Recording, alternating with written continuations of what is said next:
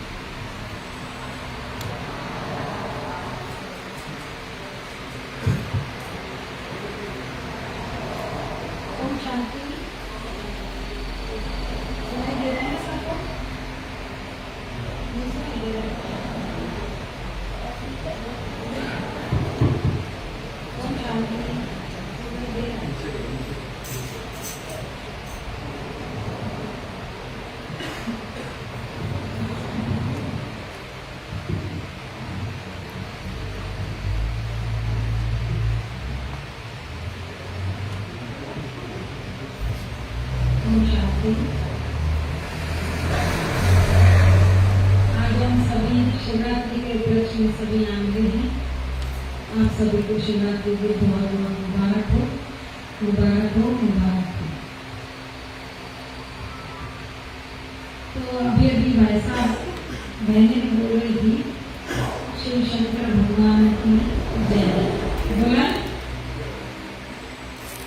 तो शिव की जय बोली कि शंकर की, ये दोनों की?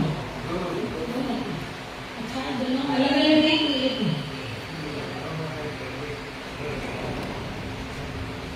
चलो पहले ओम से शुरू करते हैं। ओम की ध्वनि से 3 बार प्रणव ओम बोलेंगे। ओम की ध्वनि से शुरू करेंगे और ओम का मतलब ओ ए उ म 3 अक्षर से ओम है। अ मीन्स आचरण, उ मीन्स उच्चारण और म मीन्स मनन, चिंतन। आचरण जब है ना, अ मीन्स आचरण, आचरण माना करना, उच्चारण मीन्स बोलना और मनन मीन्स चिंतन, मनन मीन्स सोचना। तो जब हमारा बोलना, करना और सोचना एक समान होता है और श्रेष्ठ होता है, तो भगवान हमारा नमस्कार स्वीकार करते हैं। उसको भक्ति मार्ग में क्या तो ओम अर्थात सभी हम जानते हैं कि ओम की ध्वनि से हम शुरू करेंगे।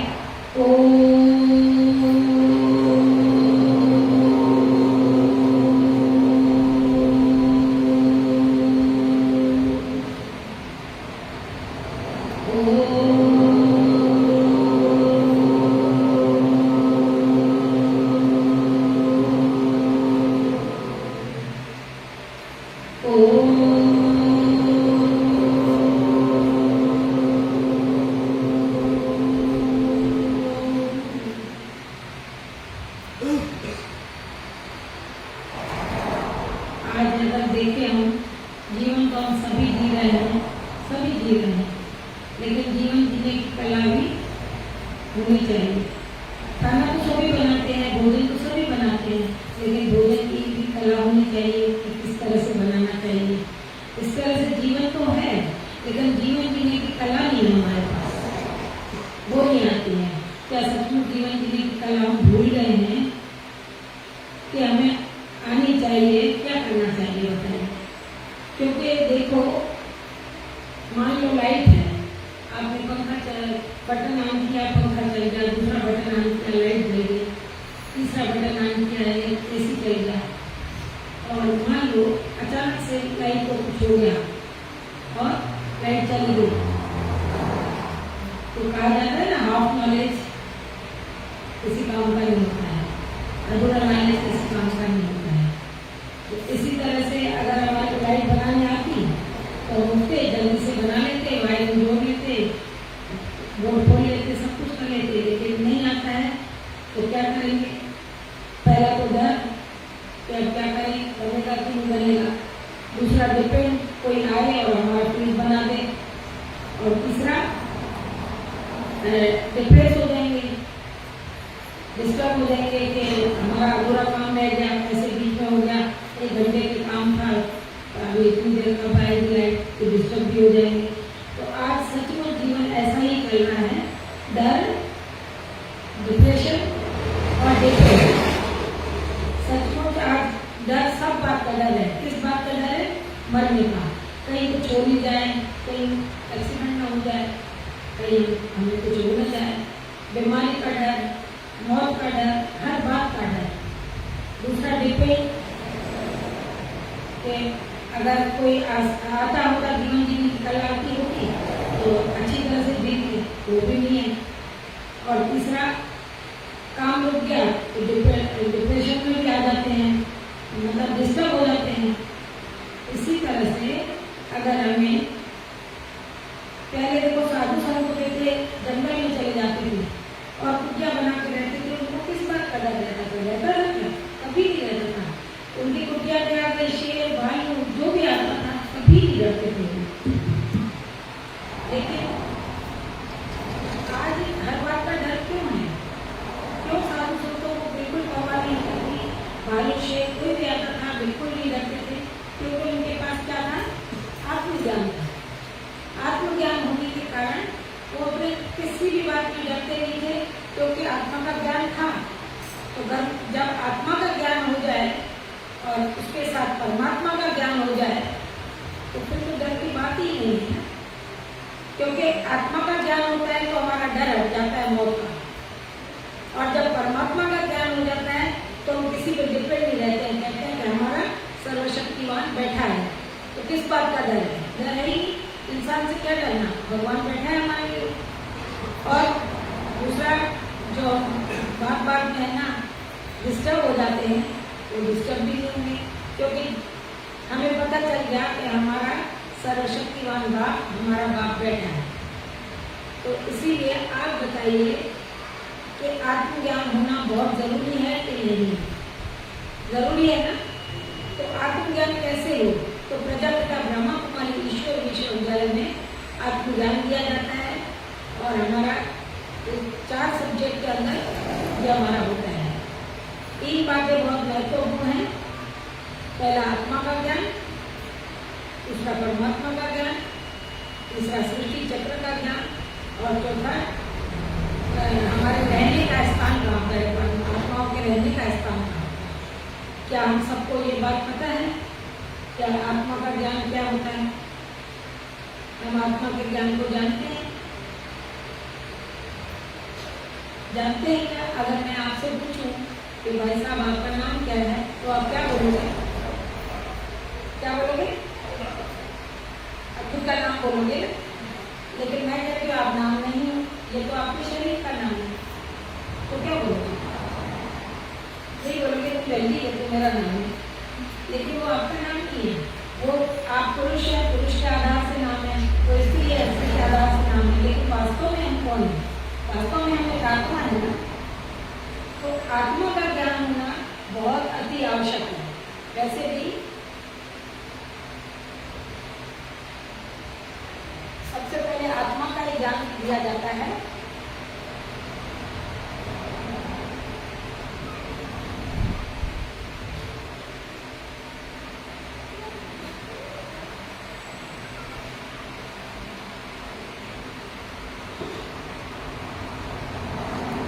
आत्मा का ज्ञान। पहली बात, आत्मा कहाँ है, कहाँ रहती है? परमात्मा जब इस धरा पर आते हैं तो हम बच्चों को खुद का परिचय देते हैं और खुद अपना परिचय देते हैं।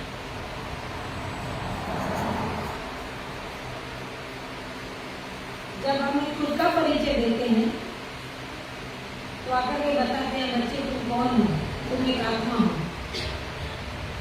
जब आत्मा का नॉलेज आ जाए तो सब पता ना, ये तो आप भी बोलोगे मैं ये हूँ, मैं भी बोलूँगी मैं शांता हूँ, जबकि ये शरीर का नाम शांता है। वास्तव में हम कहते हैं ना आत्मा अजर अमर अविनाशी है, आत्मा कभी मरती नहीं है। जो मरती नहीं है उसको जानना चाहिए। तो आत्मा शरीर में किस स्थान पर रहती है? कहाँ रहती है स्थान पर? आत्मा भ्रुकुटी के बीच में रहती है। जहाँ हिंदू धर्म के हिसाब से टीका लगाते हैं ना, तो आत्मा उस जगह पे रहती है।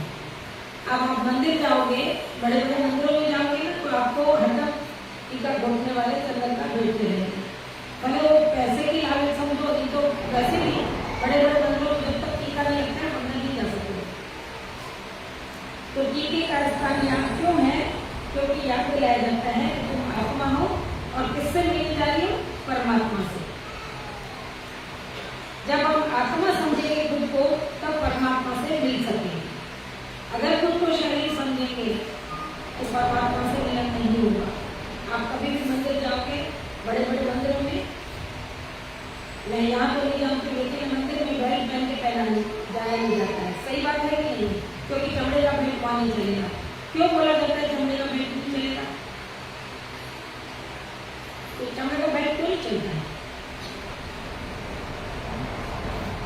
क्योंकि कहते चमड़े का है, भगवान का नहीं जाना है तो ये उतार के दिया, चमड़े का पर्स है बाहर रखो, और कोई पर्स है चमड़े का पर्स। वास्तव में परमात्मा से अगर मिलन बनाना है तो खुद को आत्मा समझना पड़ेगा, तब परमात्मा से मिल सकोगे। अगर मैं शरीर हूँ, मैंने सुंदर पहना है, मैं सुंदर हूँ, अगर उस पर ध्यान जा रहा है तो परमात्मा से मिलन कैसे होगा? होगा ही। इसीलिए आत्मा भ्रुकुटी के बीच में रहती है और आत्मा ऊपर भ्रुकुटी के बीच में रहती है। अगर पहले नहीं ब्रह्मा कुमारी मुझे तो बोला आत्मा कहाँ है, मैंने बोल दिया यहाँ दिल में, क्योंकि दिल दर्शन करता है अभी आत्मा वहाँ होगी। लेकिन नहीं, अगर एक राजा होगा तो कहाँ बैठेगा? ऊपर बैठेगा, प्रजा नीचे बैठेगी। ऐसे तो हो नहीं सकता है कि राजा नीचे बैठेगा प्रजा ऊपर। ये हमारी कर्म दुनिया सारी प्रजा है। आंखों द्वारा देखना, कानों द्वारा सुनना, मुंह द्वारा बोलना, इनको कंट्रोल करने के लिए आत्मा यहाँ विराजमान है। तो आत्मा, पहले आत्मा को समझने से हमारे को हर बात का कंट्रोल हो गया। फिर उस आत्मा के बाद परमात्मा का खुद को समझो कि मैं परमात्मा का बच्चा हूँ। तो परमात्मा के गुण कैसे हैं? जो हमारे परमात्मा के गुण है वो हमारे गुणों में चाहिए, क्योंकि आत्मा और परमात्मा एक ही है। आत्मा जैसी है वैसे परमात्मा भी एक ही है, लेकिन हम शरीर में आते जाते हैं, परमात्मा शरीर धारण नहीं करते। अगर आप कहते हो शिव और शंकर एक हैं, तब तो शरीर धारण हुआ। ये तो देवता हैं, ब्रह्मा विष्णु शंकर तो देवता हैं, उनकी रचना है। कहते हैं ना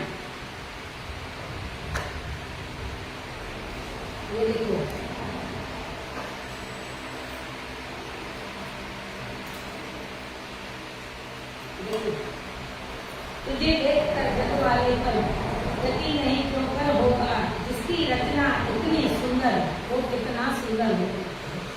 और वास्तव में ये रचना देखी गई है ना उसकी, ये रचना किसकी है?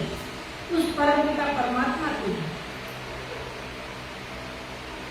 अगर ये रचना उनकी नहीं होती तो ऐसी रचना कोई कर सकता है? और वो परम पिता परमात्मा कौन है जिसकी रचना इतनी सुंदर, वो कितना सुंदर होगा, वो कितना सुंदर। सत्यम शिवम सुंदर, वो है सत्यम शिवम सुंदर। अब सत्यम शिवम, सत्य सत्य एक ही होता है, शिव एक है, परमात्मा एक है, देवताएं अनेक हैं, देवताएं 35 करोड़ देवी देवता कहलाते हैं, लेकिन परमात्मा एक है। तो आज हमें वो समझना है कि शिव और शंकर में क्या फर्क है। तभी अगर मैं पूरा कोर्स तो याद नहीं करा पाऊंगी आपको, पर फिर भी बता रही हूँ कि आत्मा के रहने का स्थान ये है। आत्मा के 7 गुण हैं। कौन से गुण हैं? जिसके बगैर आत्मा रह नहीं सकती, कोई भी इंसान नहीं रह सकता। अगर पहला है ज्ञान, अगर ज्ञान नहीं हो बुद्धू इंसान चलेगा? ठीक है। दूसरा है पवित्रता, तीसरा है शांति, चौथा है प्रेम, पांचवा है खुशी, छठा है शक्तियां, सातवां है आनंद, आठवां है श्रेष्ठ। अब बताओ, 7 शक्ति है आत्मा की। शक्तियों में तो फिर अधिक शक्तियां भी आ जाएंगी, 8 शक्तियां भी आ जाएंगी, ये 7। अब आप बताओ, दुनिया में आपको कोई भी प्यार नहीं करे चलेगा? कोई करे कोई नहीं करे चले, सबसे पहले तो खुद प्यार करे। आत्मा के ये 7 गुण हैं, वो उसके बगैर नहीं रह सकती है। ये परम पिता परमात्मा के भी 7 गुण है। वो सागर है, नदियां भी नहीं है, कुआं भी नहीं है। आज ये कम होने से, गुण हमारे कम होने से ही हम दुखी हुए हैं। ज्ञान तो बहुत है, इधर उधर का फालतू ज्ञान बहुत है हमारे पास, लेकिन आत्मा का ही ज्ञान नहीं है हमारे पास। परमात्मा का ही ज्ञान नहीं कि परमात्मा है कौन और कनेक्शन मिलाए तो किसके साथ मिलाए। अगर मेडिटेशन आ जाए ना हमको करना, तो हर तकलीफ को आप छूमन कर देंगे। मेरे को यहाँ पर आए हुए 12 साल हो गए, 13वां शुरू हो गया है। और कोई भी बात आती है, पहले मैं थोड़ी सी ऐसे बीमार हुई, बोले दीदी डॉक्टर लाए 2-3 साल में कुछ हुआ नहीं। अरे भाई डॉक्टर किस काम का? डॉक्टर तो बड़ा सर्जन तो हमारे पास बैठा है, किसी की जरूरत नहीं। लेकिन ये लोग माने नहीं। डॉक्टर निर्मला पास में थी उस समय, वो अपने आप आ जाते थे। डॉक्टर की दीदी ये करो, दीदी गोली, थोड़े दिनों के बाद तो डॉक्टर निर्मला में चली गई। उसके बाद आज तक ये लोग जितना ज़्यादा करते थे, दीदी ये गोली लो, ये दवाई लो, मैंने जिंदगी में गोली नहीं दी तो कैसे लूँगी? ठीक है, कष्ट आया होगा, चला गया, लेकिन बाबा की बनने के बाद मेरे को कुछ भी होता है, मैं मेडिटेशन करने बैठ जाती हूँ, अपने आप ही हो जाता है। मुझे कुछ किसी को भी बुलाने की जरूरत नहीं होती है, किसी को बताने की जरूरत नहीं होती है। जब मुझे कुछ होता है 10 मिनट से बाबा के पास बैठ जाऊँ, मैं अपने आप ही हो जाती हूँ। क्योंकि कम से कम भगवान से लिंक नहीं मिलेगा तो हमारा मेडिटेशन किस काम? आप मेडिटेशन करो और आपका काम ना हो, ऐसा हो नहीं सकता। लेकिन लिंक तो मिलना चाहिए, पता तो होना चाहिए उस बाप का कि बाप है कौन। अभी तक तो क्या था, भक्त और भगवान में बहुत दूरी हो जाएगी। हम ही गाते हैं तुम्हारे चरणों की धूल, लेकिन अब कभी कम मैं कहती हूँ मैं तुम्हारे चरणों की धूल भगवान, कभी मैं तुम्हारे चरणों की धूल कैसे हो सकती हूँ? मैं तो तेरे गले का हार हूँ। लेकिन वो उतना विश्वास दिखाना है, क्योंकि भगवान की श्रीमत पर चलेंगे कोई तो उसके गले का हार बनेंगे, ऐसे थोड़ी बन जाएंगे। और दूसरी बात, पहचानना बहुत जरूरी है। अब आप बताओ, आप किसी को लेटर लिखते हैं, आपको पता ही नहीं है तो लेटर आप कितना भी सुंदर लेटर लिखो, पर पता नहीं पहुंचेगा क्या? आपके पास एड्रेस ही नहीं है तो कैसे पहुंचेगा आपका लेटर? तो पहले तो एड्रेस तो पता होना चाहिए कि परमात्मा है कैसा, कहाँ रहता है, तब तो हम उसको लेटर लिखें, तब तो उसको पहुंचेगा। तो इसीलिए पहले तो खुद का आत्मा का ज्ञान, फिर परमात्मा का ज्ञान हो, तब जाकर के मेडिटेशन हम कर सकते हैं। उसके रहने का स्थान पता हो, तब तो उसके पास जाके मिले हम। तो ये सारे कोर्स में आता है, क्योंकि यहाँ पर टाइम मुझे थोड़ा मिलेगा, तो मैं तो किताब लाई थी पूरा, लेकिन करा नहीं पाऊंगी। और दूसरी बात, ये 7 गुणों के साथ हमारे शरीर का भी कनेक्शन है। अगर ज्ञान होगा तो हमारा बुद्धि से कनेक्शन है, पवित्रता है तो हमारे फीचर्स से कनेक्शन है, क्योंकि हमारे सूरज से झलके पवित्रता का वही मुंह से दिखता है, उसके फेस पे शाइनिंग होती है। तीसरा शांति, उसका भी कनेक्शन है हमारे जोड़ों के साथ, खास करके सांस के साथ शांति का कनेक्शन है। अगर है ना कोई शांत स्वभाव का हो, उसको कभी अस्थमा काट देती है। और प्रेम का कनेक्शन हार्ट से है। आज इंसान में प्रेम नहीं है, तभी तो हार्ट अटैक आते रहते हैं, प्यार से बोलना ही नहीं जानता है। तो हर 7 गुणों का अपने शरीर पे बहुत सबका असर पड़ता है। कह रही ना, अगर प्यार नहीं है तो इसलिए हार्ट अटैक बहुत हो रहे हैं। और शक्ति जो आता है वो तो शरीर को बिल्कुल परफेक्ट रखती है। शक्ति होगी तभी तो कुछ कर सकोगी। और हमारा आनंद का कनेक्शन हार्मोन से है, तो सारे गुणों के साथ। और खुशी का कनेक्शन लीवर से है, जो सदा खुश रहता है उसका लीवर परफेक्ट रहता है। इसीलिए मेडिटेशन आज के ज़माने में, दर्द भरे ज़माने में, दुख भरे संसार में मेडिटेशन अति आवश्यक हो गया है। अगर सचमुच आप भाई बहन मेडिटेशन करना चाहते हो तो कम से कम आत्मा और परमात्मा को ही पहचानोगे ना, और इस सृष्टि चक्र को समझ में आ जाएगा कि हमें मेडिटेशन मतलब कैसे जीना चाहिए, जीवन जीने की कला को आनी चाहिए। तो जीवन जीने की कला ही कब आएगी? जब आप खुद को आत्मा समझो, परमात्मा को पहचानो, परमात्मा का घर पहचानो और सृष्टि चक्र को पहचानो। अगर आप इसको करने के लिए तैयार हो तो कल मुझे टाइम देना, मैं आपको बताऊंगी। वरना तो बाकी शिवरात्रि में तो हम बताएंगे ही शिवरात्रि के दिन क्या किया जाता है। और शिव और शंकर का महानंतर, अगर वही भी समझोगे शंकर और शिव एक कर दिया, जबकि शिव निराकार है, ज्योतिर्बिंदु है, और शंकर बॉडी वाला है हमारे जैसा, जैसे 2 हाथ 2 पैर उनका नहीं किया है वैसे हमारे, लेकिन दृष्टि और वृत्ति में फर्क है, इसीलिए वो देवता कहलाते हैं। आज हमारी दृष्टि वृत्ति गंदी हो गई है, इस कारण से हम जैसे नहीं है, इनमें और हमारे में इसलिए फर्क आ गया। अगर हम भी अपनी दृष्टि वृत्ति आगे बनाएंगे तो हम भी एक जैसे बन सकते हैं। और प्रजापिता ब्रह्मा कुमारी ईश्वर विश्वविद्यालय में ऐसा बनने की कला सिखाई जाती है। ऐसा बनने का ही एक बच्चे ने पूछा, स्कूल में बैठा था और उसके सामने लाइब्रेरी थी, तो वो फोटो देखता जा रहा था, सारे सुंदर फोटो थी। उसने पूछा, सर मुझे अगर इंजीनियर बनना हो तो मैं क्या करूँ? तो बोले, बेटा इंजीनियर की पढ़ाई करो तो इंजीनियर बन जाओ।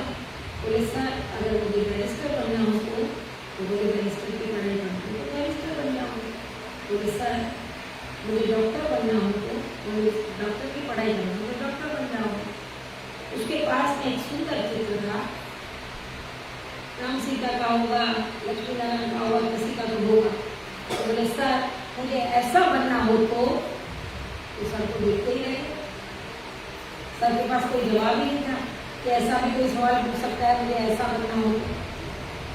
फिर पूछा, सर मुझे ऐसा बनना हो तो सर के पास कोई जवाब नहीं, वो तो देखते ही रह गए।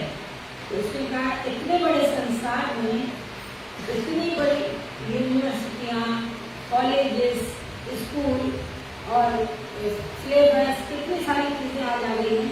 इतने बड़े संसार में ऐसा बनने का कोई स्कूल नहीं है, कोई यूनिवर्सिटी नहीं है। तो देखते रह गए। और प्यारे भाइयों और बहनों, प्रजापिता ब्रह्मा कुमारी ईश्वरीय विश्वविद्यालय में ऐसा बनने का कोर्स कराया जाता है। जो सचमुच ऐसा बनना है तो हमें आत्मा को, परमात्मा को, सृष्टि चक्र को जानना ही पड़ेगा। ये 4 सब्जेक्ट जानना अति आवश्यक है, तब जाकर के हम मेडिटेशन में मन लगा सकेंगे। और एक बार अगर मेडिटेशन से आपका काम बना तो आप खुद क्या पूरे संसार को बताने निकलोगे कि हमको ये फायदा हुआ। लेकिन वो करने से होगा, बगैर करे तो होना नहीं। अगर मेडिटेशन एक बार सीख गए और आपके काम अपने आप चलने लगे तो आप किसी को बताए कर सकोगे, क्योंकि आप कहोगे हमें भगवान मिला है। हम तो कह रहे हैं ना, धरती में भगवान आ चुका है। पहले हम क्या कहते थे, भक्त और भगवान। अब कहते हैं बाप और बच्चा। कभी मैं नहीं कहती हूँ कि भगवान भगवान है, अरे बाप है, बाबा है, वो मेरा बाबा है, मैं उसकी बच्ची हूँ।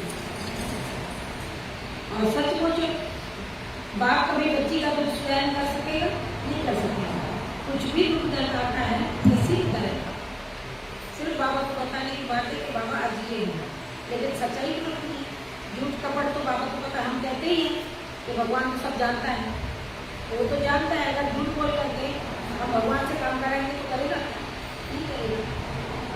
इसीलिए हमारे खान पान हर चीज की केयर होती है कि हम कैसा भोजन कर रहे हैं। कहते हैं ना, जैसा खाओगे अन्न वैसा बनेगा मन, जैसा पियोगे पानी वैसा बनेगी, वैसी बनेगी वाणी।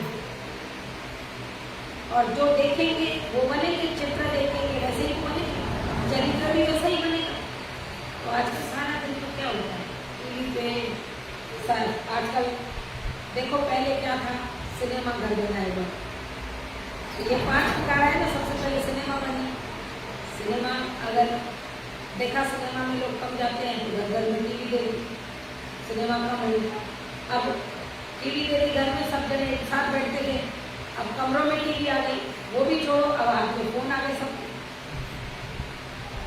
घर में आपस में बैठ के भी बात नहीं कर सकते, क्योंकि हर एक अपने फोन में मस्त है। पहले सब साथ मिलकर अपन खाना खाते थे ना, परिवार में बड़े आते थे, साथ मिलकर खाया जाता था। अगर बच्चे छोटे हैं उनको खिला दो भाई, बच्चे खाना। आजकल लोग ठीक नहीं है, जिसको जो आ रहा है खाना है, कोई पिज्जा खा रहा है, कोई बर्गर खा रहा है, कोई वो खा रहा है, कोई वो खा रहा है। और तो और गंदी चीजें भी हम खाना सीख गए, जो हमारा खाना नहीं। बताओ, इंसान का पहले ये चिकन ये वो खाते थे, अब तो जानवरों का खाना हम भी खा रहे हैं। क्योंकि परदेश में आ गए, जहाँ हम चले गए वहाँ पर ये खाने पड़ने को मिला तो वो खा लिया, और मुँह पे ऐसा चस्का लगा है, छोड़ने का नाम नहीं है। 9 दिन क्या निकलते हैं इसके रामनवमी के, 9 दिन तक तो वो सोचते हैं कि हम, और 10वें दिन तो ऐसे उस पर टूट पड़ते हैं कि बस सब दिन वो ही खाना है। मैं 12 साल से हूँ, पर किसी को नॉलेज छुड़ाना इतना कठिन हो जाता है। ये तो मैं उनमें प्यार भरती रहती हूँ, तो जाकर के बड़ी मुश्किल से छुड़ा पाएंगे। क्योंकि मेरी रसोई में तो वही मुझे काम करा सकता है जो इस बातों को अच्छी तरह माने। मैं इंडिया जाती हूँ तो पीछे तो ये क्लास कराते हैं, तो वही जो छोड़े हैं वही करा सकते हैं, वही भोग बनाएंगे भगवान का, वही भोग लगाएंगे। अगर भोग लगे तो कुछ खाते नहीं हैं, हर चीज़ का भोग लगता है। वो तो भक्ति मार्ग में भी भोग लगा के ही खाते हैं, इसकी कोई बात नहीं है। पर मैं कहती हूँ ज्ञान मार्ग और भक्ति मार्ग में इतना ही फर्क है कि पहले जो बोला जाता था बस वही हम देखते आए, वही करते हैं। शिवरात्रि करते हैं, सब पढ़ते आए हैं, बस उसका अर्थ भी तो आना चाहिए ना समझ में। शुरू से कहते हैं शिव शंकर भगवान की जय। वैसे तो बाप और बेटी की जय करनी तो बड़ी बात नहीं है, क्योंकि शिव परमात्मा है, शंकर उसकी रचना है, वो रचयिता है। शंकर तो उसकी रचना है, ब्रह्मा विष्णु शंकर तो उसकी रचना है, रचयिता तो परमात्मा शिव है ना, निराकार ज्योति बिंदु, वो ज्योतिर्बिंदु है। और निराकार, हालांकि देखो गीता में क्लियर लिखा हुआ है, जब जब धर्म की गलानी होगी तब तक मुझे आना पड़ेगा। धर्म की अति गलानी भी नहीं हुई है कि लोग कहते हैं कलयुग तो भी छोटा बच्चा है। अरे किसने कहा कलयुग छोटा बच्चा है? इतनी आफतें और दुनिया की हलचल देख रहे हो, छोटा बच्चा कहाँ है? थोड़ा सा बच्चा है बाबू, थोड़ा सा ही बच्चा है। और परमात्मा जब हम बच्चे ब्रह्मा कुमारी में आते हैं तो परमात्मा हमें बताते हैं कि जब मैं इस तरह पर आता हूँ तो 100 साल के अंदर नई दुनिया लाता हूँ, परिवर्तन करती। मीन्स हम बच्चों को पहले परिवर्तन करेंगे, जो हमारी आदतें खराब हुई हैं, जो हमारे 7 गुणों को मैल लग गए हैं उनको साफ करेंगे, 7 गुण निखारेंगे। जो हमारे 5 विकार आ गए हैं, काम, क्रोध, लोभ, मोह, अहंकार, उसको हटाना है। तो उसके लिए टाइम तो चाहिए। तो परमात्मा जब इस धरा पर आते हैं तो 100 साल के अंदर विनाश कराते और नए नए सत्युग की स्थापना, गुप्त रूप में सत्युग की स्थापना चल रही है। और परमात्मा को आए हुए 88 ईयर्स हो गए। अब बाकी कितना समय बचा है? 12 साल, और तब तक सत्युग आ जाए, कृष्ण का जन्म हो जाए। और वास्तव में देखो, मैं कोर्स कर रही हूँ तो 12 से आई हुई हूँ पीजी में। 12 साल से मैं बराबर बताती आई हूँ कि बाबा ने बोला है कि 2020 में छोटा सा पेड़ लगाया जो आपको मिला है। आप बताओ, जब मैं कहती थी कई लोग हंसते भी थे, कई बार लगती थी, शायद मैं भी होती तो ऐसे ही कहती, अरे ब्रह्मा कुमारी को कहने से कोई कुछ हो जाएगा, कहते ही मैं भी होती तो शायद कहती ठीक है। लेकिन क्या हुआ, मैंने तो बता दिया, मेरे बाबा ने बोला है 2020 टेलर होगा। अब देखते टेलर में क्या होता है। ऐसे मुझे नहीं पता था तो एक मेरे कि मैं 2020 में इधर ही रहूँगी, क्योंकि मुझे तो बाबा ने पहले 6 महीने के लिए था। फिर इन लोगों की डिमांड होती रही कि नहीं, हमें तो दीदी का टाइम बढ़ाना है, ऐसे करते करते मुझे 12 साल मैंने 12 में तो बोल दिया है, 12 में 2020 में टेलर आया और 2020 में आ गया। और टेलर जो आया तो आप सभी जानते हो कोरोना ने पूरे विश्व को हिलाया कि नहीं हिलाया? पूरे विश्व को हिला दिया। उसके बाद मेरे पास लाइन लगी उसकी, और उसके बाद लोग बोले दीदी हमें मेडिटेशन सीखना है, क्योंकि आजकल डिप्रेशन के शिकार बहुत है, विशेष करके सुबह में कौन से जाता जो देखो, जो डिप्रेशन का कोई न कोई आएगा डिप्रेशन में। और ये जादू टोने आजकल बहुत चले हैं, पता नहीं जादू टोने वाले क्या करते हैं, दिमाग खराब कर देते हैं। बेचारे आते हैं, उनको देख करके दया नहीं आती है कि कहाँ जाकर के फंस जाते हो, अपने आप को इतना स्ट्रॉन्ग बनाओ। मैंने कहा जिसने भी जादू किया ना तो उसको बोलो मेरी दीदी को मेरे जादू करो, मैं बैठी जो करे मेरे आगे पीछे मेरे बनाए मेरे पूरे पानी में बंधवा लूँगा, देखो मुझे क्या। अगर है हिम्मत तो मेरे ऊपर टोना करके आगे तो मेरी किसी की आपका है, खिला तो मुझे कुछ नहीं सकते, बाकी जो करना है करो, मुझे कुछ नहीं होने वाला। मैं अपनी और इतनी स्ट्रांग बनाऊंगी कि मेरे घर में आप आके मेरे जैसे हो जाओगे। मैंने कहा जो भी बेचारे ऐसे दुखी आते हैं ना जादू टोने वाले, तो मैं उनको बोलती हूँ, बताते नहीं हैं कि यहाँ से हमारे को नुकसान हुआ। तो मैंने कहा भाई ये सुन के हम अपना नियत खराब हो जाते हैं। तो मैंने कहा जो भी है जिसको बोलो आप आपके ऊपर अगर जादू कर सकते हैं तो मेरे ऊपर कर देना, जिस समय चाहे आए, जो करना है करो, जो करना है करो। देख कैसे करता है जादू, मेरी औरत के अंदर भी नहीं आ सकेगा अगर मैं नहीं चाहूँ। मैं नहीं चाहूँ तो वो मेरे बिल्कुल नजदीक कम से कम है ना 6 फुट पीछे टिक जाएगा अपने आप। जिससे खतरा होता है तो वो करते ही। मेरे पास कोई ऐसा नेगेटिव आता है तो मैं अपने आप को स्ट्रॉन्ग बना लेती हूँ। और कुछ सामने वाले का तो कल्याण मुझे करना ही है ना, वो गलत वे से आया है, वो कैसे भी तरीके से आया है, मेरा फर्ज बनता है, वो भाई है या बहन है, मैं उसकी संभाल करूँ। वो परेशान है तभी तो कुछ कर रहा है, तो उसकी परेशानी को हल करने के लिए पहले उसको शांति का दान दूँ ना, ताकि वो शांत हो।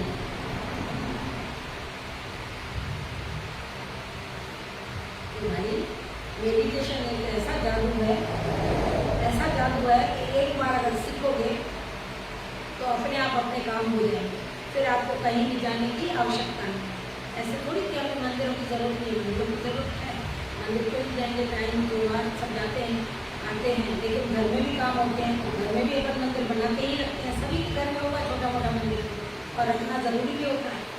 ऐसे ही मेरे पास भी है।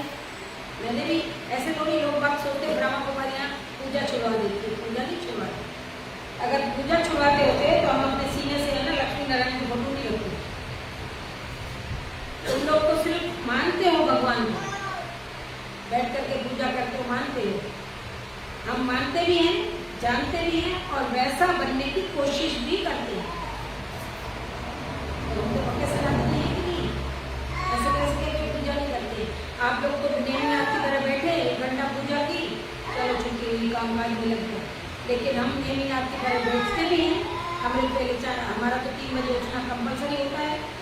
3 बजे तो 4 उठो, पर 3 बजे मैं तो उठती हूँ। 3 बजे उठना कंपलसरी होता है। 5 बजे तक आप मेडिटेशन करेंगे। 5 बजे के बाद अपनी क्लास जो मोटी पढ़ते हैं, जो गीता का हो या सच्ची गीता वो पढ़ती हैं। उसके बाद जाकर के दूसरे और चलते फिरते खाना ऐसे नहीं कि चुपचाप बस खाना बना दिया साधारण से।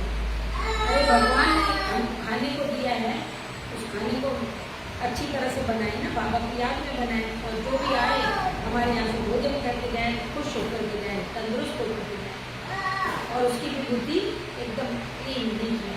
क्योंकि जैसा खाओगे वैसा बनेगा मन। अगर दिल से बनाया हुआ होता है तो भोजन में भी प्यार होता है। कई बार लोग कहते हैं कि दीदी आपके तो प्याज लहसुन भी नहीं रहा है, तो भी कैसे अच्छा बनता है? उनका अच्छा थोड़ी बनता है, वो बनाता है, हम कहाँ बनाते हैं। अगर उसकी शक्ति नहीं होती तो हमें कुछ भी छोड़ना ईजी नहीं है। कोई भी शौक देखो, धन देना छोटी बात होती है। तन और मन कोई दे सकता है? नहीं दे सकता है।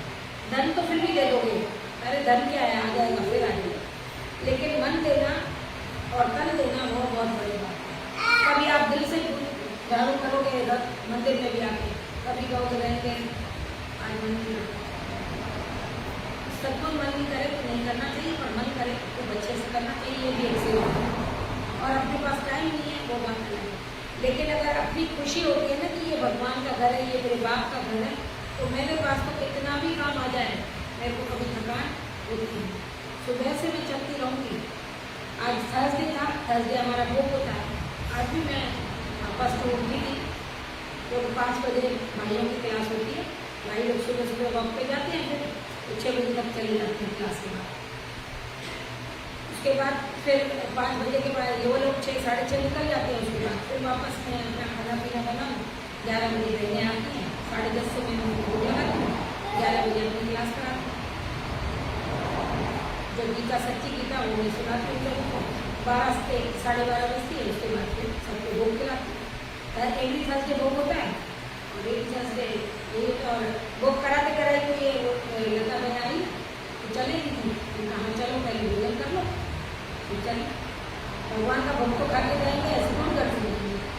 उनको भी भोग खिलाया, मैंने भी खाया। मैं इनके साथ 3 बजे आ गई थी। अब शाम को तो इधर रखना था, एकदम थोड़ी देर के लिए, तो मैं पहले सबको जाके अच्छी तरह भेज दी। कोई बात नहीं, कल से ध्यान रखेंगे इस बात। तो आप बताइए कि मैं किसके बारे में बताऊँ। शिव और शंकर में कितना फर्क है बताओ। शिव निराकार है, शंकर हमारे जैसा है।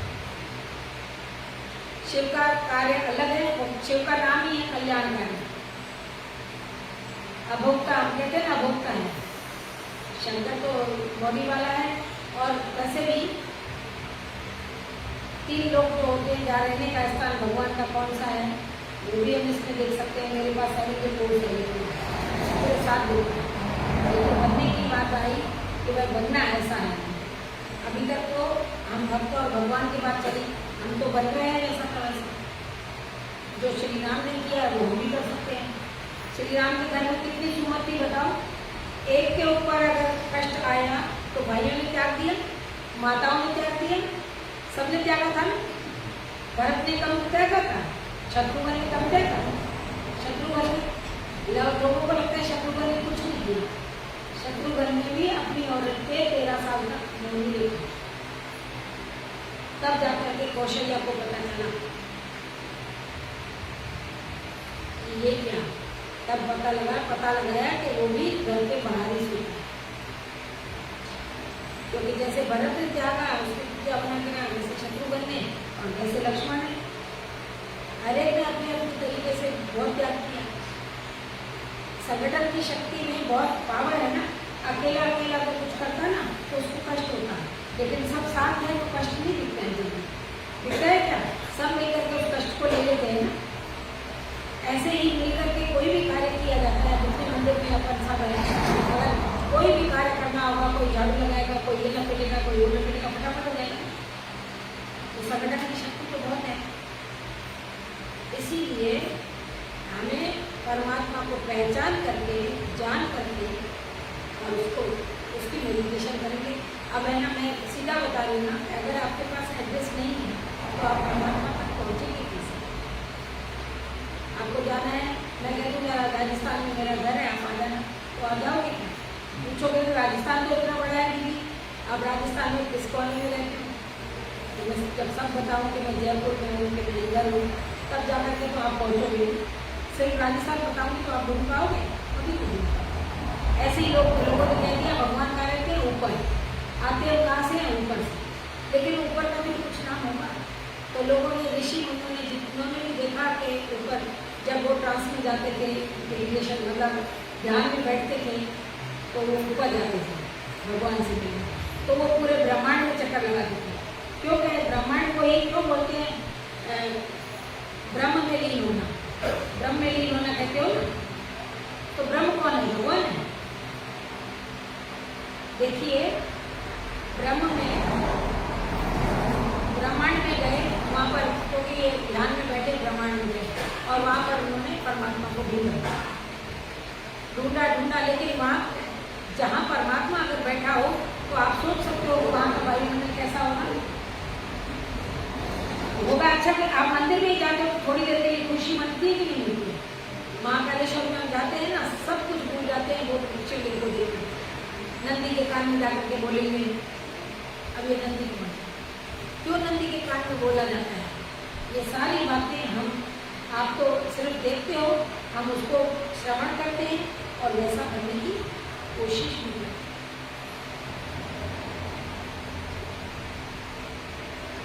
तो इसीलिए जब तक परमात्मा का पता नहीं, परमात्मा कैसा है, परमात्मा कहाँ रहता है, कह रही ना, साधु संत जब समाधि में बैठते थे तो ऊपर जाते थे तो उनको क्या होता था? वहाँ पर उनको बहुत खुशी मिलती थी, आनंद आता था, शांति मिलती थी, शक्ति मिलती थी।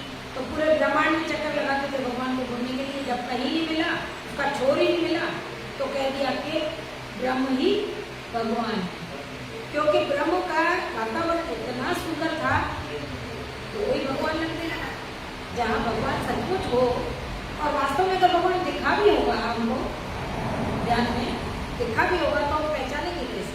क्योंकि वो तो बिंदी है, छोटी लाइट है, एनर्जी है, जैसे स्टार, इसको हम पहचानेंगे नहीं। आ भी जाए हमारे सामने पता थोड़ी चलेगा। क्योंकि आज तक तो हम देहधारी को देख रहे हैं, या तो हम शंकर की फोटो रख करके उसकी पूजा करते हैं, या फिर हम राम की फोटो रख करके उसके सामने पूजा करते हैं, कृष्ण की फोटो रख कर उसके सामने पूजा करते हैं, लक्ष्मी नारायण की रख कर उसके सामने पूजा करते हैं। तो देहधारी रख कर इसको करते हैं। तो इसीलिए तो हमारे को पूरे ब्रह्मांड में जब खुशी मिल रही है, कहीं छोड़ नहीं मिला भगवान का, तो हमने कह दिया ब्रह्म ही भगवान, जबकि ब्रह्म में रहने वाला भगवान। अगर अब भी हम नहीं समझेंगे तो आगे चलकर तो इतने कष्ट आने हैं, तो मंदिर तक भी हम नहीं आ सकेंगे, तो क्या करेंगे? क्योंकि आपने कोरोना के समय में देखा था ना, सब बंद हो गया था। ये तो छोटा ट्रेलर था, ये बाबा ने तो ट्रेलर बताया इसको। अब बताओ, ट्रेलर ने सारे दुनिया को हिला दिया, जब पिक्चर आएगी तो क्या होगा? और वो समय बहुत नजदीक आ रहा है, बहुत नजदीक। कह नहीं सकते इस समय कौन सा समय आ रहा है।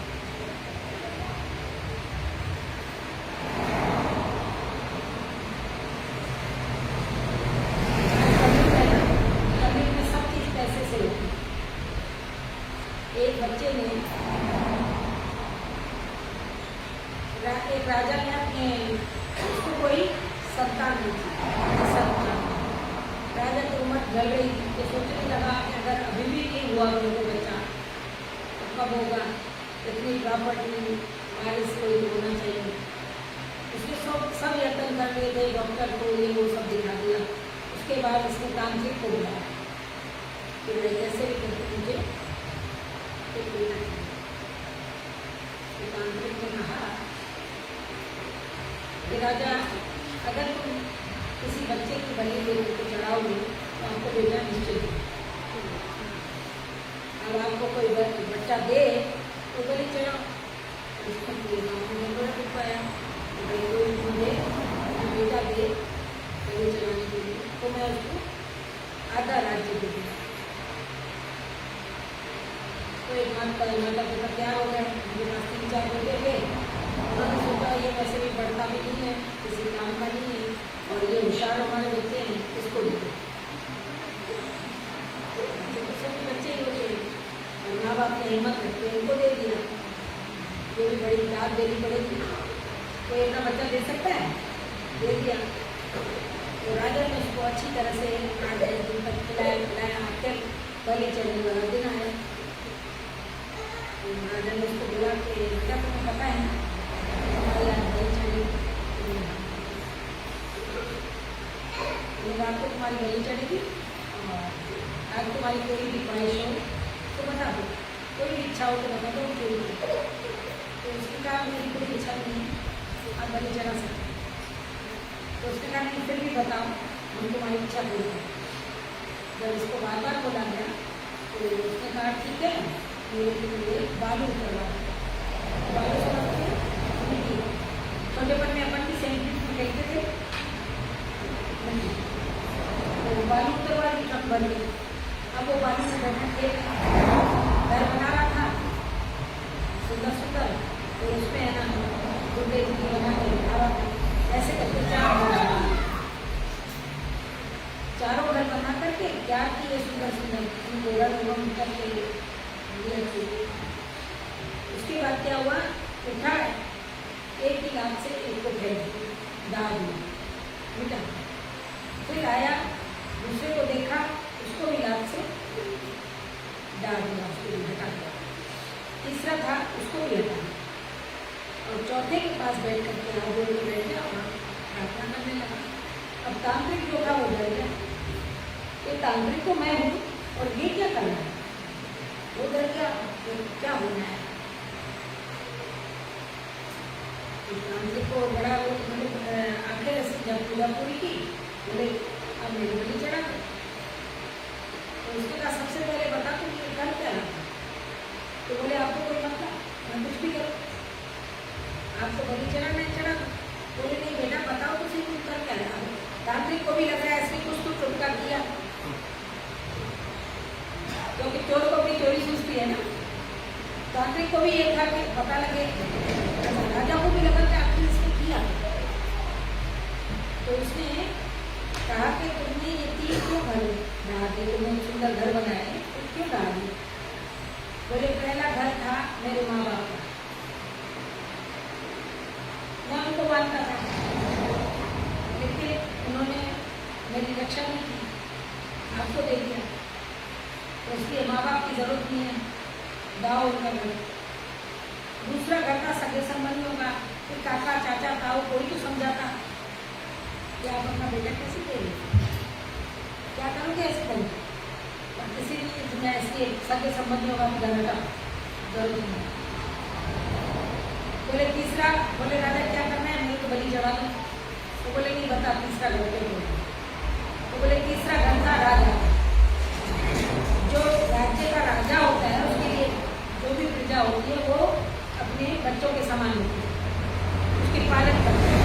तो जब राजा ने भी नहीं सोचा तो उसका घर भी डाल दिया, मुझे राजा भी नहीं चाहिए, राजा के पास भी नहीं आया, नहीं अपने बेटे के लिए मुझे मार रहा है। और बोले ये चौथा घर तुमने क्यों रखा बाकी? बोले ये परमात्मा का घर है, अब यहाँ देखता हूँ क्या न्याय मिलता है। राजा बोल गया, उसको अपनी गलती का एहसास हुआ और उसने सोचा कि मैं बहुत भारी गलती करने जा रहा था, ये क्या हुआ।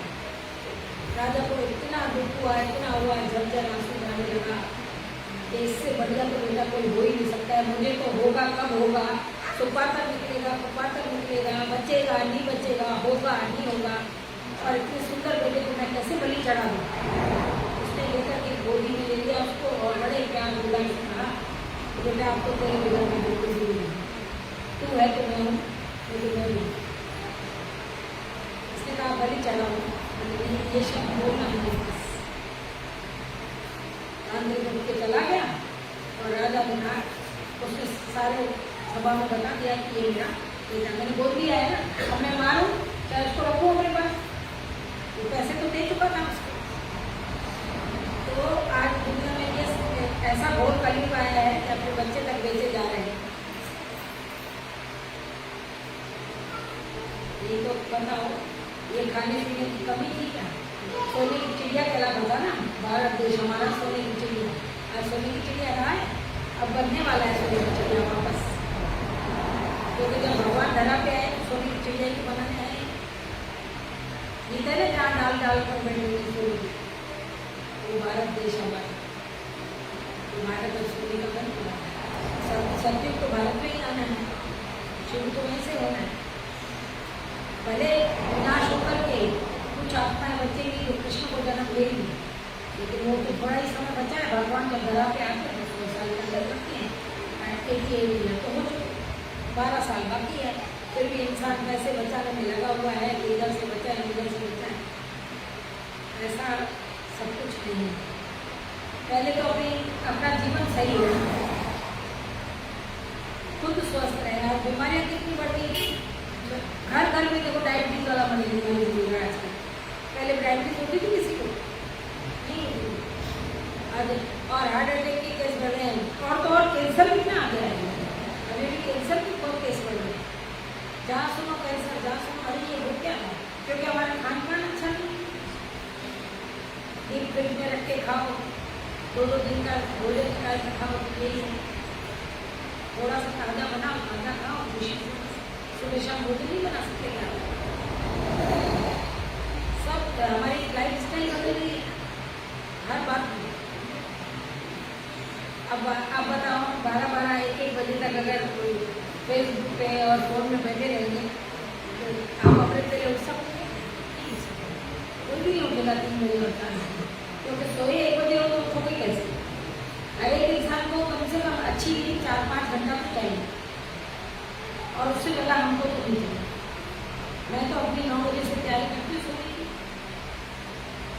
और 9:30 सुबह क्योंकि बंद करूँगी ये वो सब, बड़ी बाबा को लेके जाऊँगी साथ, चलो बाबा सोए।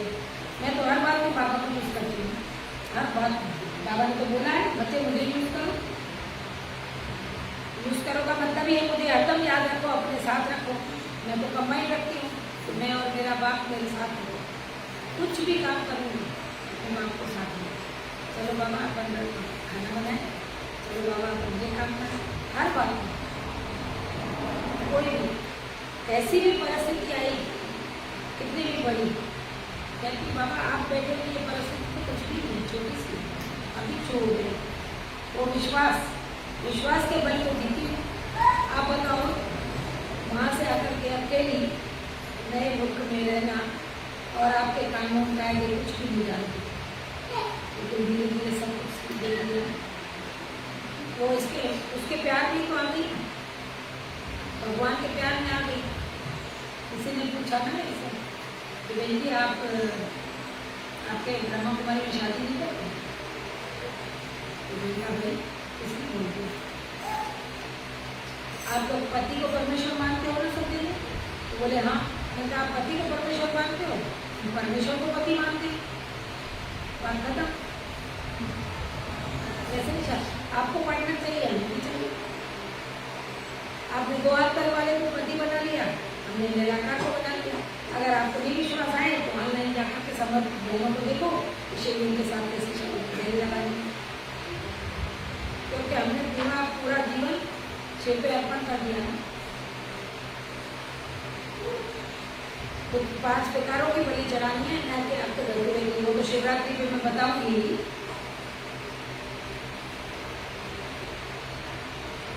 इसलिए क्यों नहीं है, अब लोग कहते हैं आप पूजा पाठ छुड़ाते हो, हम पूजा पाठ कैसे छुड़ाते हैं? हमको खुद लक्ष्मीनारायण की फोटो लगा के बैठे हैं, राम सीता की पीछे भी है, विष्णु की लगी हुई है, ब्रह्मा विष्णु शंकर की है, हम कैसे इतना सनातन को नहीं मानते। हाँ, हमारी जो भी है बातें गुप्त है, तो परमात्मा के साथ वो गुप्त है ना, वो ज्योतिर्बिंदु गुप्त है, तो हम भी तो गुप्त बात करेंगे। अगर मैं उनसे बात करूंगी तो मैं समझूंगी, उसका जवाब आप थोड़ी समझूंगी, लेकिन आपने भी उनको बात बनाया है तो आप भी समझोगे। आपने भी उनके साथ नाता अपना बच्चे का जोड़ा है, आपने खुद को बच्चा समझ के उसको बात समझ के यूज करो। तो देखो, अगर बाप का हाथ पकड़ा हुआ हो तो बच्चे को डर रहता है?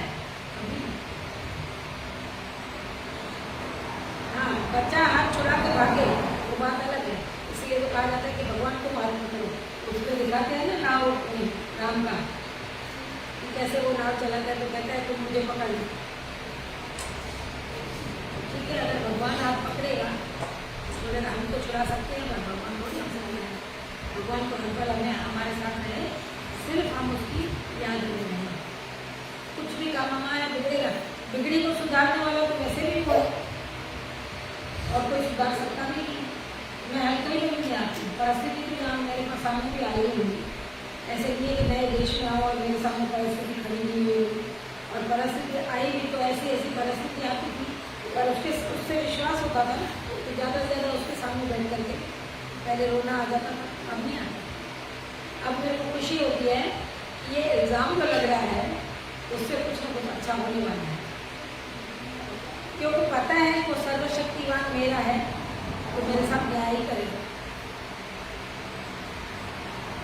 अब आप मेरे से और कुछ पूछना चाहते हो तो मैं ज़रूर बताऊँ, और जो भी बात बोलो वो पूछना चाहते हो कुछ भी, मैं चाहती हूँ आप पूछो।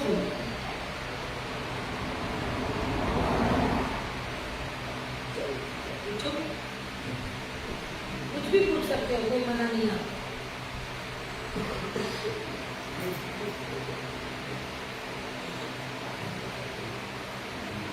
आप सभी यहाँ नागुआ में रहने वाले हो? सभी नागुआ और सुआ में तो बहुत दूरी है।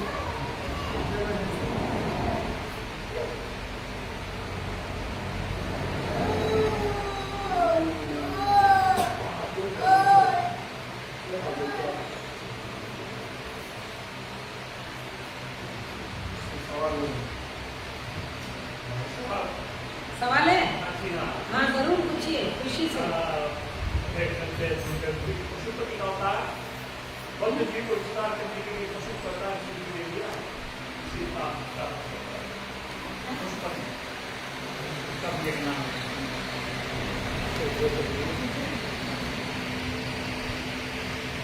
संगीत जी आप कितना रहेंगे? हाँ, आगे आ जाओगे तो अच्छा रहेगा भैया। आप कुछ भी पूछो, आप आगे रहिए प्लीज।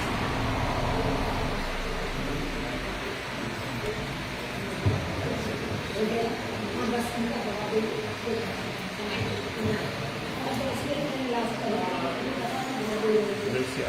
जय श्री राम। जय श्री राम। जय श्री राम। और मैं मुझे भी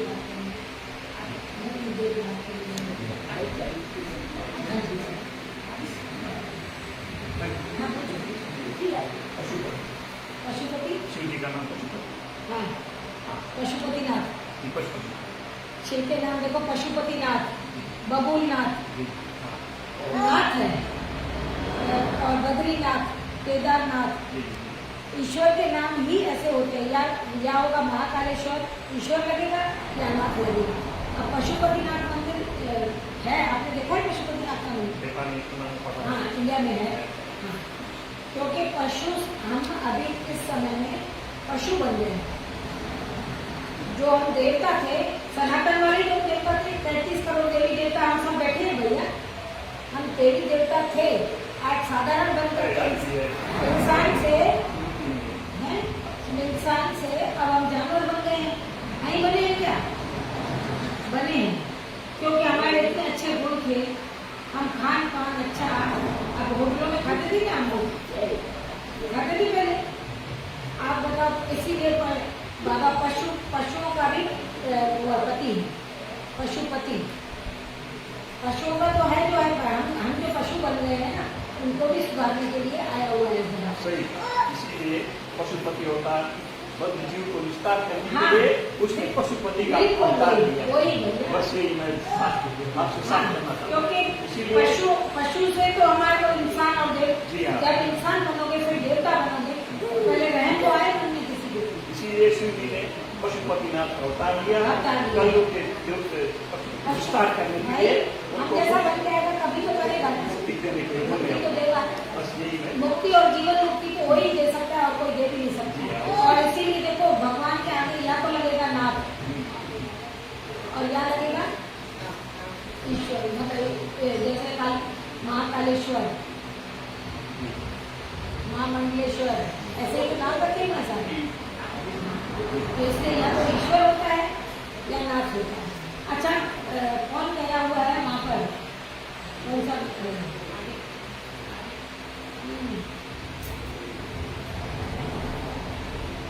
तीन मूर्तियां रखी रहती है बगैर हाथ वाली। बद्रीनाथ। अच्छा कल करेंगे इसकी चर्चा, टाइम हो गया है कल करेंगे, है ना। ओम शांति। ठीक है, उपस्थित देवियों सज्जनों, जोरदार ताली का दीदी जी को बधाई देते हैं। और छोटी सी हम हवन को करेंगे और उसके पश्चात आरती और क्षमा प्रार्थना से जो आज की पहली दिवस की जो कथन है उसको हम सेटिंग करेंगे। धन्यवाद। ये जो मंडली आई हुई है जो उसके मुख्य जो कलाकार है उसके द्वारा जो हवन का कार्य है उसको किया जाएगा और उसके बाद जो आरती का कार्य है उसको हम करेंगे। और जो भक्तजन को जो शिवलिंग पर जल चढ़ाना है तो आरती के समय आप चढ़ा सकते हैं।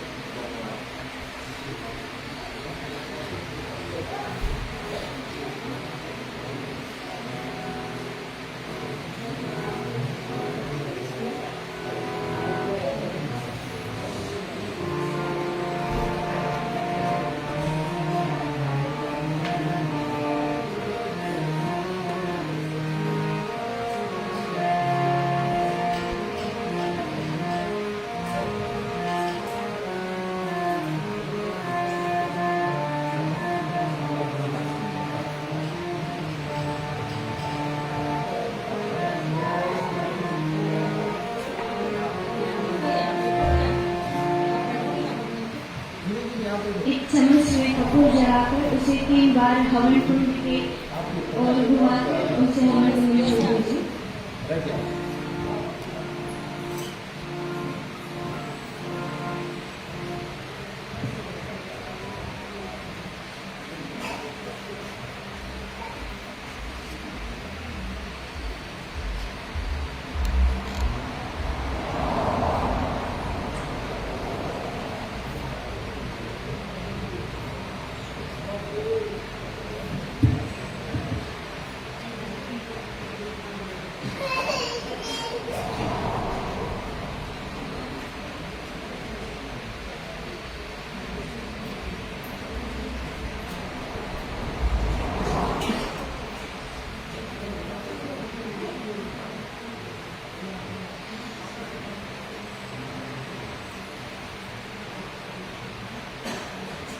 हरि ओम नमः शांति गोप्रामिष्टवश्मं सन्मुखो वर्तो भव स्वाहा। आचमन कर लीजिए। ओम अग्नाय नमः आचमन्यं जलं समर्पयामि। हवन कुंड के चारों ओर टीका लगा दीजिए। ओम अग्ने नमः चंदनं समर्पयामि।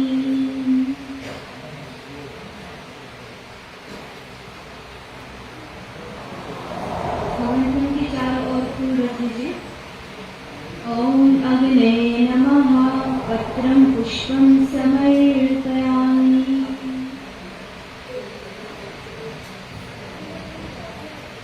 तीन बार लकड़ी लेकर उसको उसकी दोनों ओर घी लगाकर उसके एक बूंद को जल में छोड़कर फिर हवन कुंड में छोड़ दीजिए।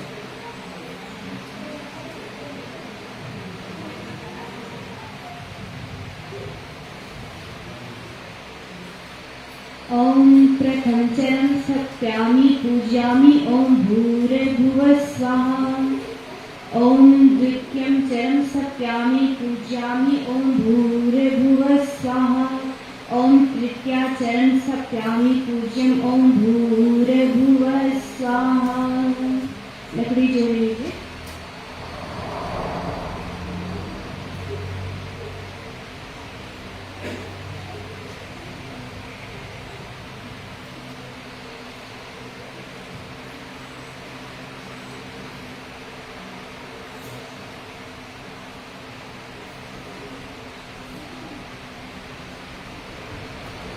आचमन कर लीजिए।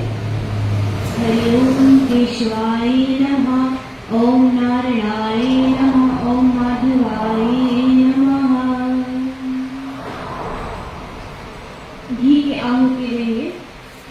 हरि ओम प्रजापतये स्वाहा। इदं प्रजापतये इदं नमः।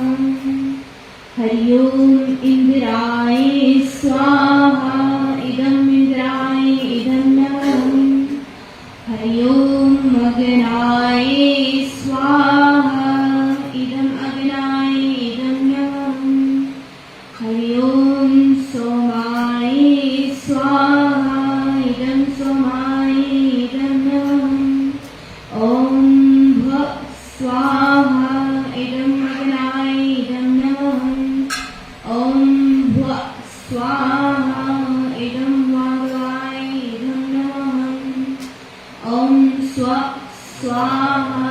इदं सूर्याय इदं नमः। आचमन कर लीजिए।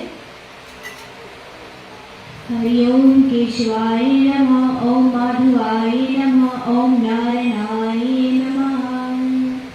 अब हवन सामग्री की आहुति देंगे। सबसे पहले गणेश जी की आहुति देंगे।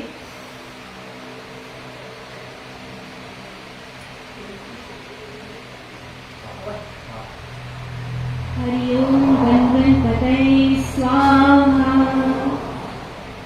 ओम मंगलमूर्ताय स्वाहा। ओम लंबोदराय स्वाहा। ओम विकटो विघ्नहराय स्वाहा। गौरी माता को आहुति देंगे। ओम सर्वमंगल मंगले शिवे सर्वार्थ साधिके शरण्ये त्र्यंबके गौरी नारायणी नमस्तुते स्वाहा। ओम दुम दुर्गाय नमः स्वाहा। सरस्वती माता का आहुति देंगे। ओम स्वरदाताय स्वाहा। ओम वाणीदाताय स्वाहा। ओम ज्ञानदाय स्वाहा। नवग्रह जी को आके देंगे। ओम सर्वे ग्रह शांतिकरा भवन्तु स्वाहा। हनुमान जी की आहुति देंगे। ओम ऐं ह्रीं हनुमते श्री रामदूताय स्वाहा। अब राम और नारायण की आहुति देंगे। ओम नमो भगवते श्री सीतारामाय नमः स्वाहा। राधा कृष्ण जी की आहुति देंगे। ओम नमो भगवते श्री राधा कृष्णाय नमः स्वाहा। लक्ष्मी नारायण की आहुति देंगे। ओम नमो भगवते श्री लक्ष्मी नारायणाय नमः स्वाहा। ओम नमो भगवते वासुदेवाय नमः स्वाहा। शिव जी की आहुति देंगे। ओम नमः शिवाय नमः स्वाहा।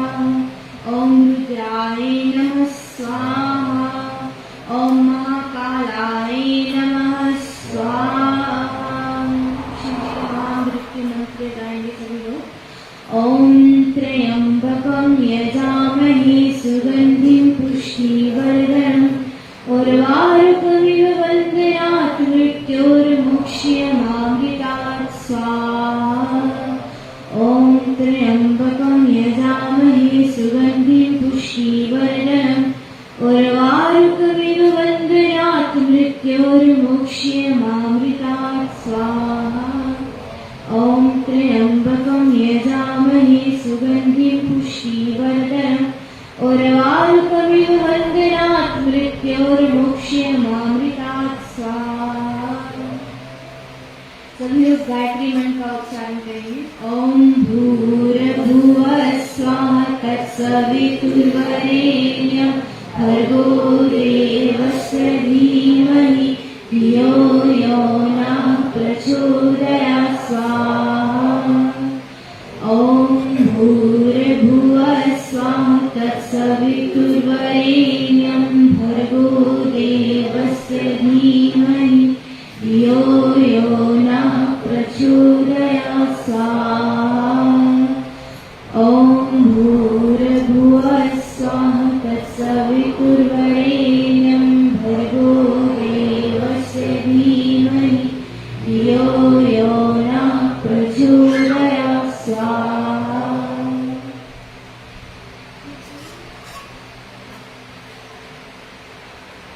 जो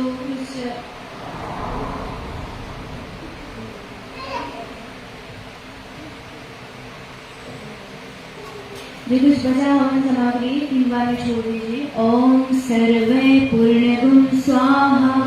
ओम सर्वे पूर्णगुण स्वाहा। ओम सर्वे पूर्णगुण स्वाहा। जो भी बची घी है उसका आधार बनाकर हवन कुंड में छोड़ दीजिए। हरि ओम वसो पवित्रमसि शतधारं वसोः पवित्रमसि सहस्रधारं देवस्तव सविताहुनाथु वसोः पवित्र शतधारे सुप्तवा कामदुषा स्वाहा। आचरण कर लीजिए। हरि ओम केशवाय नमः। ओम माधवाय नमः। ओम नारायणाय नमः। अब खड़े होकर जो घी जल में डाली थी उसको हाथ में लेकर हाथ में मल लेकर फिर उसका सुगंध लेकर फिर अपने शरीर के ऊपर से नीचे डाल दीजिए।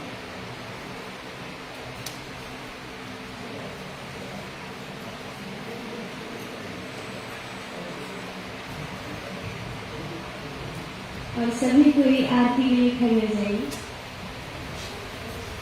ओम बल माही बलमसि देहि। ओम ज्ञान माही ज्ञानमसि देहि। ओम विद्या माही विद्यामसि देहि। ओम शांति माही शांतिमसि देहि। ओम सुख माही सुखमसि देहि। हवन के आचरण करेंगे।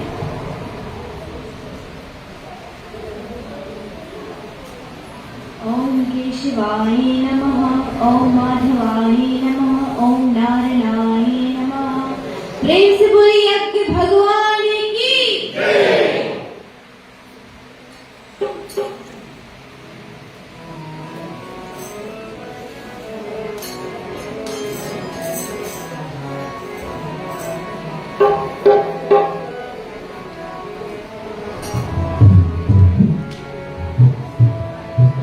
जय शिव ओंकार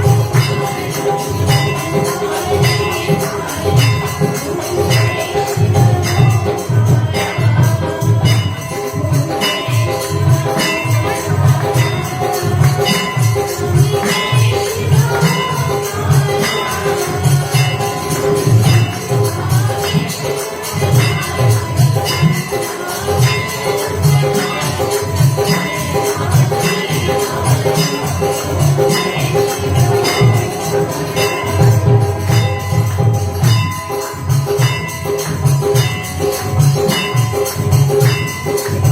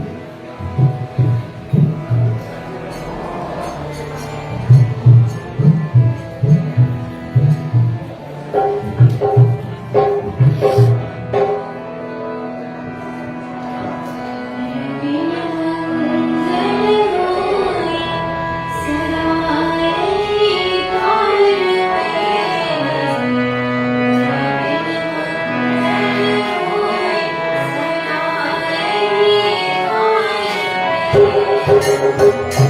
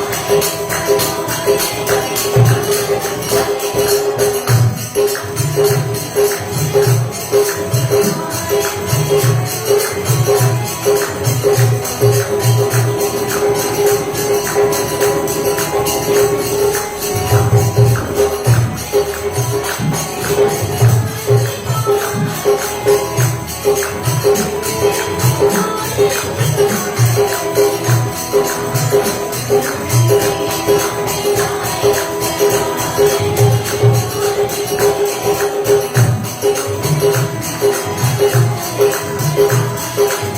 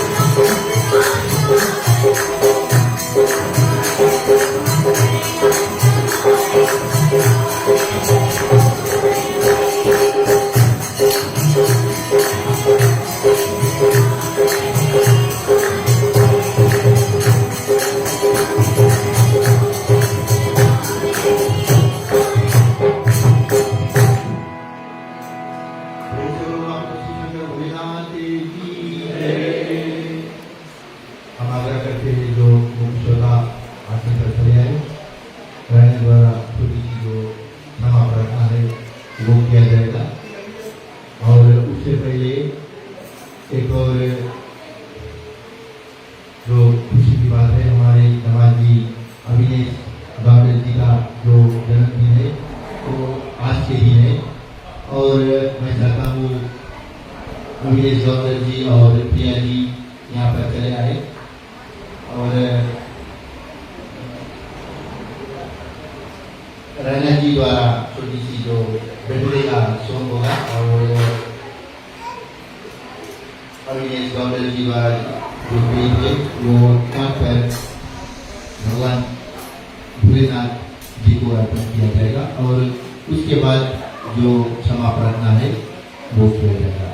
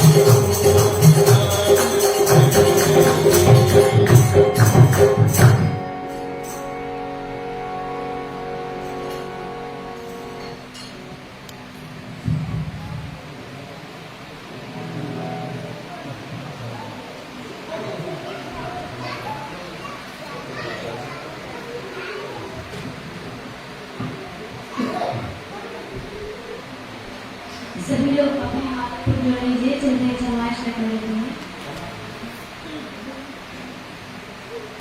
दूर करो दुख दर्द सवा, क्षमा करो भगवान, मन मंदिर को निर्मल कर दो, देकर निर्मल ज्ञान। जिस घर में हो आरती, चरण कमल चितलाय, तुम्हारी वाशात करी, ज्योति अनंत जलाय।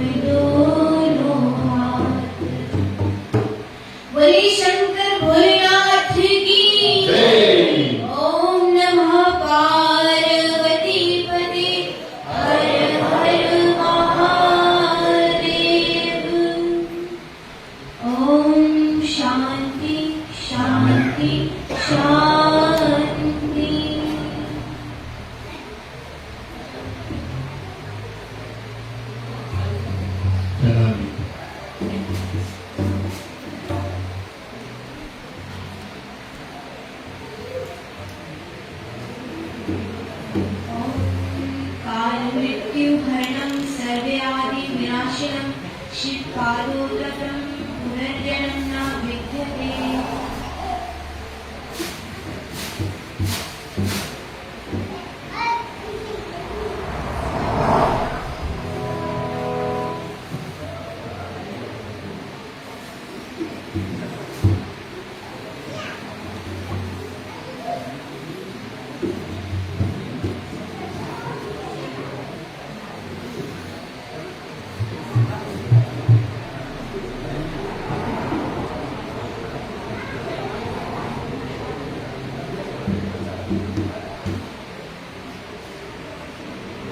ये सबसे राय राममंत्री मुशोरा राय राममंत्री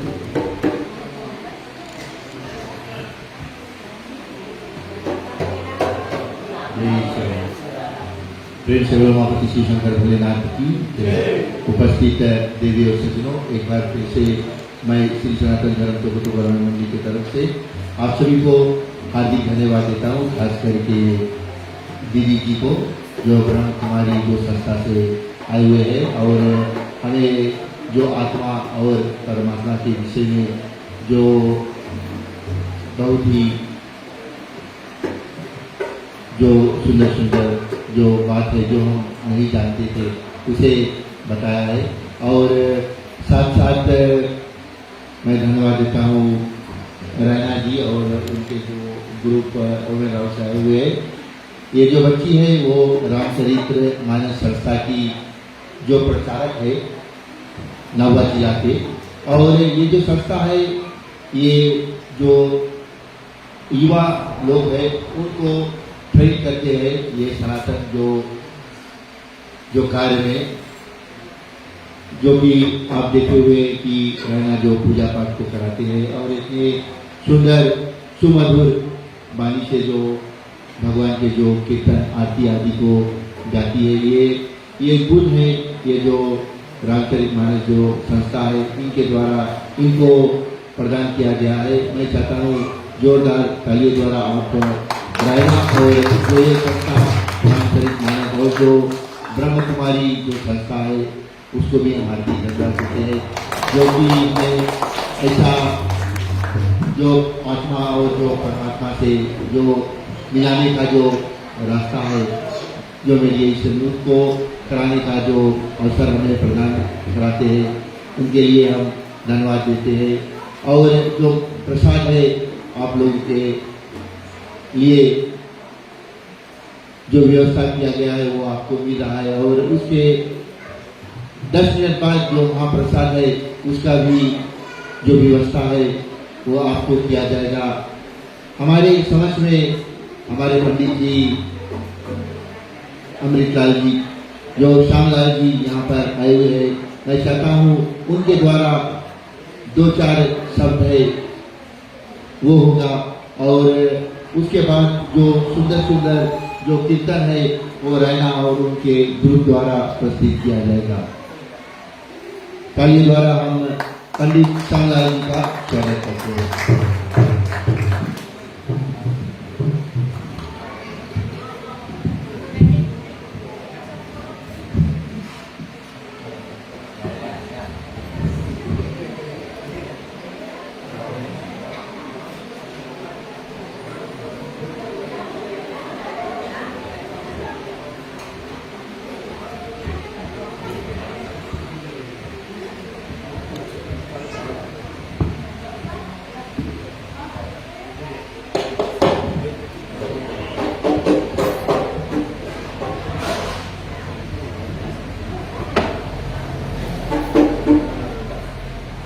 धन्यवाद प्रधान जी तथा पधारे हुए हमारे ब्रह्म कुमारी संस्था से आए हुए यहाँ पर दीदी जी को मैं हृदय से धन्यवाद देता हूँ, और सभी भक्तों को मैं स्वागत करते हुए धन्यवाद देता हूँ जो महाशिवरात्रि के उपलक्ष्य में आप लोग यहाँ आकर के और भगवान की कथा को सुनी है।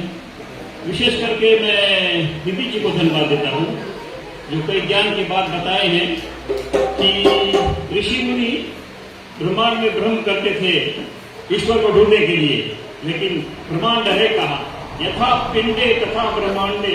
ये पिंड रूप के शरीर में पूरा ब्रह्मांड है, इसी के अंदर में यहाँ पर तो बैठा है भगवान। ये पिंड रूप यथा पिंडे तथा ब्रह्मांडे, ब्रह्मांड इसी में भरा हुआ है, शरीर ब्रह्मांड है।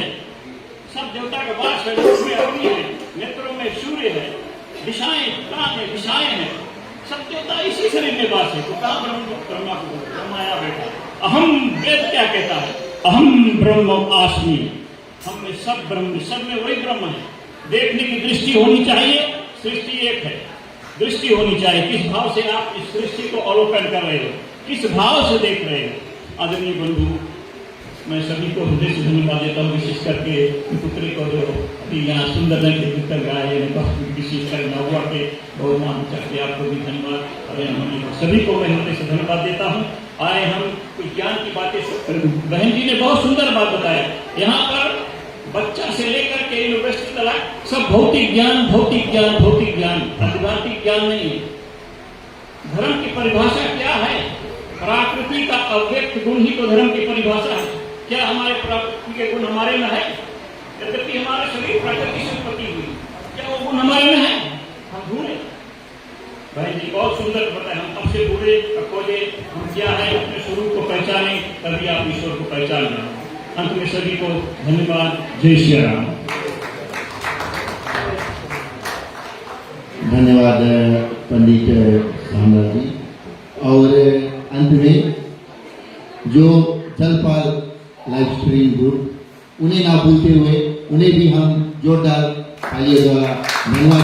क्योंकि कई लोग मंदिर भवन पर आना चाहते थे पर किसी कारण से नहीं आ पाए, पर दीदी जी जो लाइव स्ट्रीम कर रहे हैं उनके द्वारा जो ब्रह्म कुमारी संस्था के दीदी जी का जो मैसेज है उन तक जलपाल जो स्ट्रीमिंग है उनके द्वारा पहुंच चुका होगा।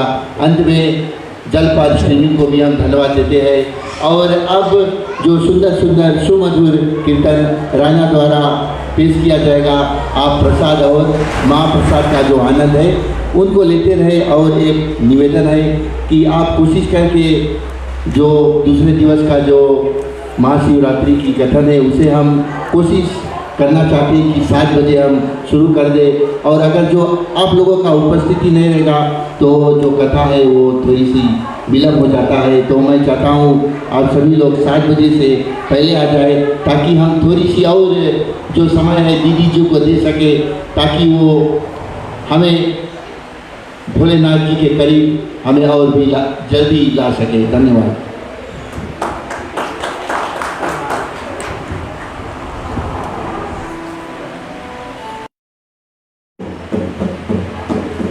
बस इस लाइव कवरेज के एंड पर हम आ ही पहुँचे हैं। और अगर आपको अच्छा लगा तो दीदी जी को धन्यवाद दीजिए, इस मंडली को धन्यवाद दीजिए। और यही कहना चाहेंगे जो ये महाशिवरात्रि का उत्सव है ये मंगलमय और आशीर्वाद का भंडार लेकर आपके द्वार पर आए।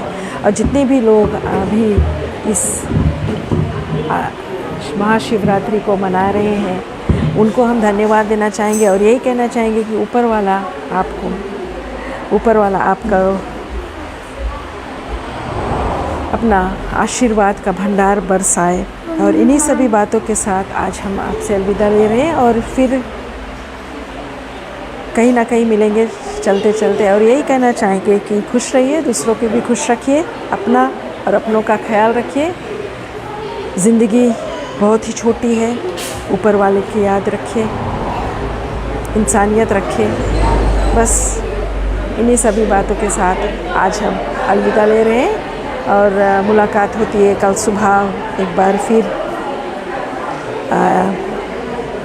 एक और अंतिम संस्कार में। तब तक के लिए आप सभी को शुभ रात्रि। और यही कहना चाहेंगे, बस हंसते रहिए, मुस्कुराते रहिए। Thank you.